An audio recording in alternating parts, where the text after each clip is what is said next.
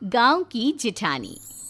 शांति अपने दो बेटों अर्नव और आरुष के साथ शांति से जीवन बिता रही थी। लेकिन शांति के पति सोहन से उसकी कभी कभार थोड़ी अनबन हो जाती थी। एक दिन शांति रोज की तरह सुबह का खाना बना रही थी, तभी दरवाजे की घंटी बजी। घंटी की आवाज सुनकर वो दरवाजे की ओर जाते हुए कहती है, अरे आती हूँ, कौन है, सब्र करो।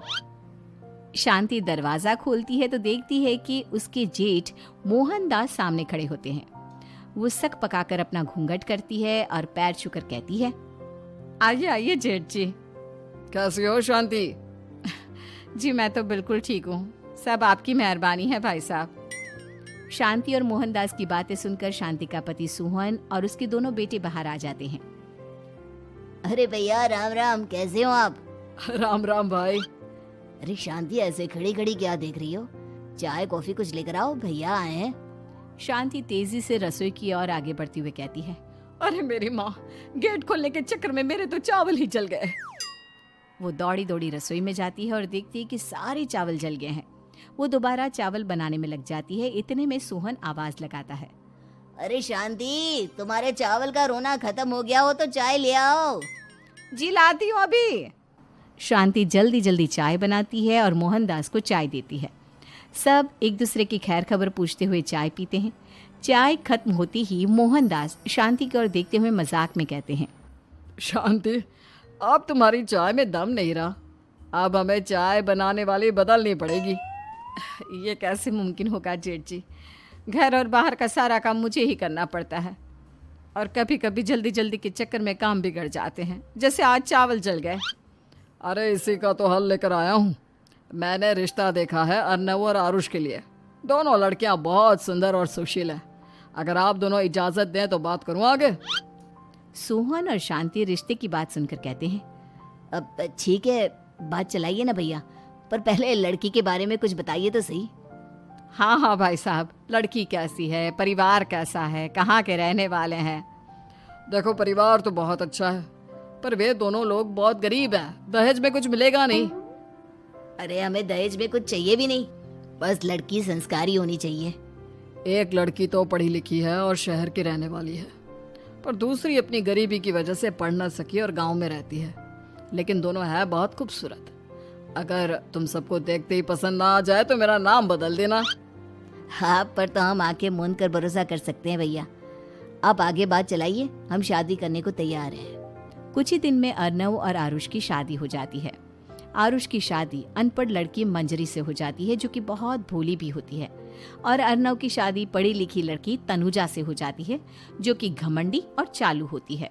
एक दिन मंजरी घर के काम कर रही थी कि अचानक शांति उसे आवाज लगाती है, बड़ी बहू, ओ बड़ी बहू, मंजरी जल्दी यहाँ आओ। मंजरी जल्दी जल्दी शांति के पास जाती है। बेटा मेरे पैर दबा दे, बहुत दर्द हो रहा है। जी माँ जी, बस बर्तन धोकर आती हूँ। अरे बैठ यहाँ, मेरे पैर में बहुत तेज दर्द हो रहा है, बर्तन छोटी बहू धो लेगी। मंजरी शांति के पैर दबाने लगती है तो शांति तनुजा को आवाज लगाती है, छोटी बहू, ओ छोटी बहू। तनुजा थोड़ी देर से आराम से चलकर आती है। जी माँ जी, आपने बुलाया मुझे? आपको कोई काम था क्या? तू कुछ काम कर रही है या? शांति की बात काटते हुए तनुजा बोलती है, कुछ नहीं माँ, फोन पर अपने घर पर बात कर रही थी। अरे बाद में बात करियो अपने घर वालों से, पहले जाके बर्तन धो ले। तनुजा मुंह बनाते हुए अपनी जिठानी की ओर देखती है और मन ही मन कहती है, ये महारानी वहां बैठी है, ये नहीं कि बर्तन धो ले। मैंने इतनी पढ़ाई बर्तन धोने के लिए की थी क्या? तनुजा दांत पीसकर वहां से चली जाती है। अगले दिन सब दफ्तर चले जाते हैं, तभी डाकिया चिट्ठी लाता है। शांति चिट्ठी लेकर मंजरी से कहती है, बड़ी बहू, जरा छोटी बहू को बुलाना, एक चिट्ठी आई है। मेरी तो आंखें कमजोर है तो मुझसे पढ़ा नहीं जाएगा। मंजरी तनुजा के पास जाकर कहती है, तनुजा, तुम्हें माँ जी बुला रही हैं। मुझ पर हुक्म मत चलाओ, काम बताओ काम। अरे मैंने तुम पर कहाँ हुक्म चलाया, और हुक्म चला भी दूंगी तो क्या हुआ, तुम तो मेरी छोटी बहन की तरह हो ना। तुम जैसी अनपढ़, जाहिल और गांव की गवार मेरी बहन नहीं हो सकती। बेचारी मंजरी तनुजा की बात सुनकर अपना सा मुंह लेकर रह गई। कोई चिट्ठी आई है, माँ जी तुमसे पढ़वाना चाहती है, बस इसलिए बुला रही हैं। मुंह टेढ़ा करके तनुजा मंजरी का मजाक बनाती हुए कहती है, अनपढ़ कहीं की। तनुजा का ऐसा बर्ताव देखकर बड़ी बहू बहुत दुखी होती है। तनुजा को अपनी पढ़ाई का घमंड इतना हो गया कि अब वो घर के कोई काम नहीं करती और अपनी जिठानी का मजाक बनाती रहती। तनुजा का ये बर्ताव अब उसकी सास को भी नजर आने लगा था। एक दिन शांति ने अपनी बड़ी बहू से कहा, मंजरी, तनुजा हर समय तुम्हारा मजाक उड़ाती है, तुम्हें गुस्सा नहीं आता क्या? आता तो है माँ जी, लेकिन मैं क्या करूं? जब भी उसे कुछ बोलती हूँ वो और भी जली कटी बातें मुझे सुनाकर चली जाती है। मैं उसे अपनी छोटी बहन की तरह प्यार करती हूँ, लेकिन उसके दिल में मेरे लिए कोई इज्जत नहीं। बहू, तूने वो कहावत सुनी है, जुल्म करने वाले से ज्यादा जुल्म सहने वाला अपराधी होता है। मंजरी अपनी सास का इशारा समझ जाती है। वो अपनी देवरानी को सबक सिखाने की ठान लेती है और एक दिन शांति अपनी दोनों बहुओं के साथ बैठी थी तो शांति अपनी बड़ी बहू से पूछती है, अरे बहू, शाम होने को है, कुछ सोचा है क्या बनेगा खाने में? माँ जी, मेरे तो सर में बहुत दर्द है आज। मेरी प्यारी देवरानी ही कुछ अंग्रेजी खाना बनाकर खिलाएगी। सुना है पढ़े लिखे लोग अंग्रेजी खाना बहुत अच्छा बनाते हैं, क्यों तनुजा? इतना कहकर मंजरी अपनी सास की ओर देखकर मुस्कुरा दी। तनुजा अपनी तारीफ सुनकर बहुत खुश हो गई। इतने में शांति कहती है, ये तो सच बात है छोटी बहू, ये तो मैंने भी सुना है। हम भी पक गए हैं बड़ी बहू के हाथ का खाना खा खा कर। तनुजा, तुम्हारी माँ भी तो तुम्हारे खाने की बहुत तारीफ करती हैं। आज हमें भी खिला दो कुछ अच्छा सा बनाकर। शांति की बात सुनकर छोटी बहू और आसमान पर चढ़ गई, पर उसे ये कहाँ पता था कि उसकी सास और जेठानी उसे सबक सिखाना चाहती हैं। तनुजा अपनी तारीफ सुनकर खुश तो बहुत होती है, पर सोचने लगती है, मुझे तो कैसा भी खाना बनाना नहीं आता। अब मैं क्या करूंगी? अगर मैंने इनको सच बता दिया तो मेरी सारी इज्जत मिट्टी में मिल जाएगी। अरे छोटी बहू, क्या सोच रही हो? खिलाओगी ना अपने हाथ का अंग्रेजी खाना? छोटी बहू हाँ में सर हिला देती है। अचानक से उसके दिमाग में एक आइडिया आता है। मैं इंटरनेट से देखकर कुछ बना लेती हूँ, मेरी वाहवाही पूरे घर में हो जाएगी। मुझे कौन सा रोज रोज बनाना है। माँ जी, आज आप सबको ऐसा खाना खिलाऊंगी, ऐसा खाना खिलाऊंगी कि... इतने में शांति छोटी बहू की टांग खींचते हुए कहती है कि पता नहीं कैसा खाना खिलाओगी। ए ऊपर वाले, हमारी रक्षा करना। इतना बोलकर शांति और मंजरी दोनों जोर जोर से हंसने लगते हैं। अब तनुजा रसोई घर में चली जाती है और खाने की तैयारी करने लगती है, पर उसे रसोई घर की चीज़ों के बारे में तो कुछ नहीं पता। जैसे तैसे सारी चीज़ें निकालती है और इंटरनेट पर देखकर खाना बनाती है। कुछ ही देर में सब लोग घर आ जाते हैं। अरे सुनते हो, आज का खाना हमारी छोटी बहू बना रही है।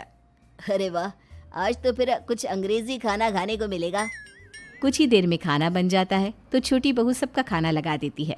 इतने में बड़ी बहू कहती है, क्या बात है देवरानी जी, आज तो बहुत अच्छी खुशबू आ रही है। ये बात तो सही कही बड़ी बहू तूने, खुशबू तो अच्छी है। ऐसी खुशबू तो मेरे खाने में भी नहीं आती। सब मिलकर छोटी बहू की बहुत तारीफ करते हैं और छोटी बहू 7वें आसमान पर बैठ जाती है। अब सभी खाना खाते हैं। जल्दी जल्दी दो, अब तो मुंह में पानी आ रहा है। हाँ हाँ, मुझसे भी नहीं रुका जा रहा। जैसे ही सोहन एक निवाला खाता है तो उसकी आंखों से पानी आने लगता है। ये देखकर शांति सोहन से पूछती है, क्या हुआ जी, खाना इतना अच्छा बना है कि आंखों से पानी आ गया? सोहन चुप रहता है और धीरे धीरे से खाना शुरू कर देता है। इतने में सोहन छोटी बहू से कहता है, बेटी तुम भी तो खाओ, तुम क्यों रुकी हो? खाना सच में बहुत अच्छा है। ये कहकर सोहन जोर से हंस देता है। फिर सब खाना खाने लगते हैं, लेकिन खाने में नमक और मिर्च तेज हो गई थी। तनुजा से कोई कुछ नहीं बोलता, बल्कि उसे भी खाने को कहते हैं। जैसे ही छोटी बहू खाना खाती है वो पानी पानी कहकर चिल्लाती है, पानी, इसमें तो पानी। ये खाना तो सच में इतना अच्छा बना है कि हमारे साथ साथ देवरानी जी भी इसके स्वाद को कभी नहीं भूल पाएंगी। सही कहा बहू। तनुजा को अपनी गलती का एहसास हुआ और उसने अपनी सास से कहा, माँ जी ये मेरी गलती नहीं है, इंटरनेट पर दिखाया था कि 4 चम्मच नमक और मिर्च डालने हैं। अब मंजरी को भी मौका मिल गया और उसने तनुजा पर तंज कसा। नाच न जाने आंगन टेढ़ा, हर जगह अपनी पढ़ाई दिखाती हो, दूसरों का मजाक उड़ाती हो। अब पता चला ना, हर चीज़ में पढ़ाई काम नहीं आती। और तुम तो शहर में रही हो, तुम्हें तो मुझसे भी अच्छा खाना बनाना आना चाहिए ना। बेटा, अगर तूने ठीक से सब सीखा होता तो आज तुझे शर्मिंदा नहीं होना पड़ता। बात शहर या गांव की नहीं होती। मंजरी गांव से आई है, लेकिन उसे घर का काम करना और खाना बनाना सब अच्छी तरह से आता है। तुम शहर में रही हो, तुमने ये सब क्यों नहीं सीखा? छोटी बहू सर नीचा कर सबसे माफ़ी मांगती है और बहुत शर्मिंदा होती है। दीदी मुझे माफ़ कर दो, मैंने आपको बहुत बुरा भला कहा, पर आपने मुझे हमेशा ही माफ़ किया। आज मुझे अपनी गलती का एहसास हो गया है। अब दोनों बहुएं मिलकर घर का काम करने लगी और एक दूसरे को अपने गुण बांटने लगी। मंजरी ने अपनी देवरानी को खाना बनाना और घर का काम करना सिखाया, वहीं तनुजा ने भी अपनी जिठानी को पढ़ना लिखना सिखाया। शांति और सोहन ऐसी बहुएं पाकर बहुत खुश थे।